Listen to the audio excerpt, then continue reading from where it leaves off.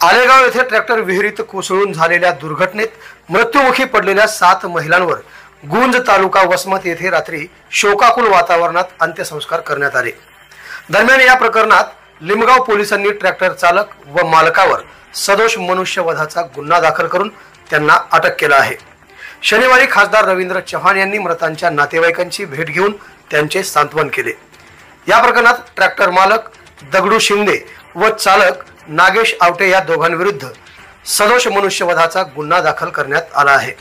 घटनेनंतर फरार झालेला ट्रॅक्टर चालक गिरगाव तालुका वसमत येथे लपला होता। शुक्रवारी रात्री 11:30 वाजेच्या दरम्यान पोलिसांनी त्याला अटक केली आहे। न्यायालयापुढे उभे केले असता त्याला कोठडी देण्यात आली आहे। लिमगाव पोलीस ठाण्याचे सहाय्यक पोलीस निरीक्षक पंढरीनाथ बोधनकर व त्यांच्या टीमने ही कारवाई केली।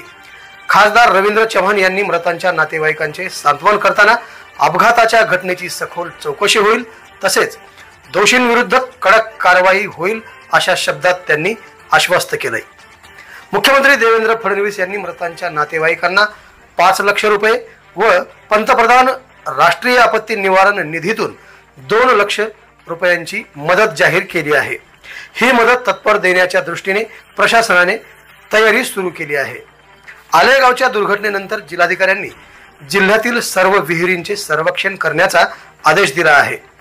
ज्या विहिरींना कठडे नाहीत किंवा ज्या विहिरी पारंपरिक शासकीय योजनेतील आहेत त्यांची ही माहिती घेतली जात आहे। नांदेडच्या या घटनेनंतर राज्यभरात खळबळ उडाली असून जिल्हाधिकारी राहुल कर्डिले हे पुण्यात होते। त्यांनी घटनेची इत्थंभूत माहिती घेतल्यानंतर सर्व तहसीलदारांना आवश्यक त्या सूचना दिल्याचे सांगण्यात आले।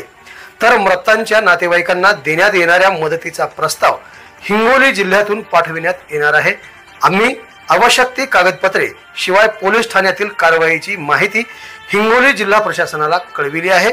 या प्रकरणात संबंधित दोषींना अटक झाली आहे व सर्व कायदेशीर कारवाई पूर्ण करण्यात येत आहे असे निवासी उपजिल्हाधिकारी महेश वडदकर यांनी सांगितले।